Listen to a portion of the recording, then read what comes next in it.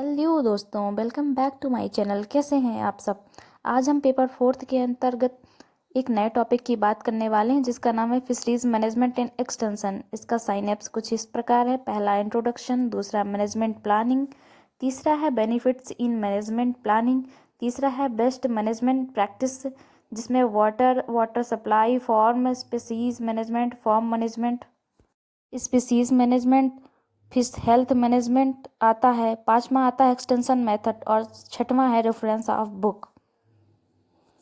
तो आइए बात करते हैं इसके इंट्रोडक्शन की। प्रबंधन का तात्पर्य कृषि किसानों मछुआरों को दिए जाने वाले निर्देशन और तकनीकी पर्यवेक्षण से होता है जिससे उसके द्वारा मत्स्य उद्योग के विभिन्न गतिविधियों योजना जैसे प्लानिंग, फर्टिलाइजिंग, लिमिनिंग, भक्षण, संग्रहण, रोग नियंत्रण और बाजार में बिक्री आदि के कार्य में सफलतापूर्वक किया जा सके।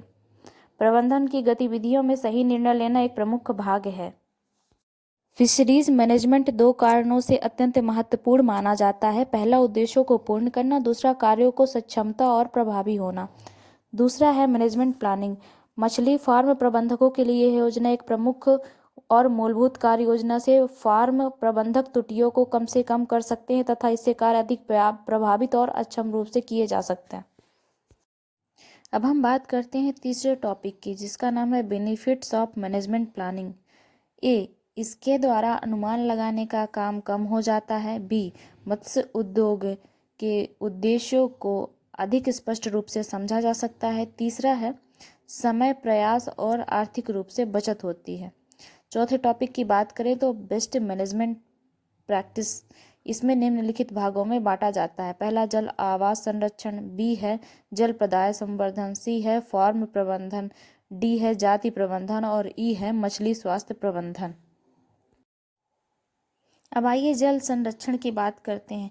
जल स्थानों का प्रबंधन आवश्यक होता है क्योंकि इसके द्वारा पारिस्थितिक तंत्र का संरक्षण होता है। जल स्थानों पे भूखंड कार्बन चक्र में प्रमुख भूमिका होती है। इसका बचाव ग्रीन हाउस गैसों को विशेषकर कार्बन डाइऑक्साइड को कम करने में सफल होता है। इसी तरह जल प्रवाह प्रबंधन होता है। इसी तरह फार्म प्रबंधन होता है। इन सभी टॉपिक का मैंने थोड़ा थोड़ा डिटेल दिया है। अगर आपको याद होता है और परीक्षा में लिखना है तो आप इसे याद कर सकते हैं। इसी तरह जाति प्रबंधन है, मछली स्वास्थ्य प्रबंधन है। फिर चौथा टॉपिक आता है एक्सटेंशन मेथड जिसका ए में लिख सकते हैं सब टाइटल में एजुकेशन एंड ट्रेनिंग। शिक्षा और प्रशिक्षण अर्थात एजुकेशन एंड ट्रेनिंग इसका प्रमुख उद्देश्य फार्म प्रबंधकों को प्रशिक्षित करना होता है। अर्थात इसकी एजुकेशन और ट्रेनिंग कैसे की जा सकती है इसके बारे में थोड़ा थोड़ा डिटेल दिया गया है। इसी तरह इसका नेक्स्ट सब टाइटल है डिमोनिट्रेशन। नई और उपयोगी वैज्ञानिक पद्धतियों को प्रभावी रूप से किसानों को सूचित करने हेतु प्रदर्शन कार्यक्रमों की भूमिका होती है। तालाब निर्माण, संचयन, उपज प्राप्ति आदि के संबंध तकनीकों का प्रदर्शन बहुत जरूरी होता है। फिर नेक्स्ट हमारा पांचवा टॉपिक है कंक्लूजन। उपरोक्त वर्णन से स्पष्ट है कि मत्स्य का प्रबंधन और विस्तार आवश्यक होता है। अगर प्रबंधन नहीं किया जाए तो बहुत सारी समस्याएं उत्पन्न हो जाएगी।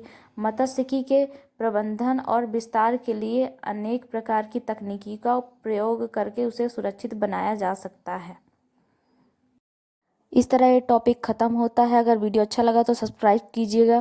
Thanks for watching.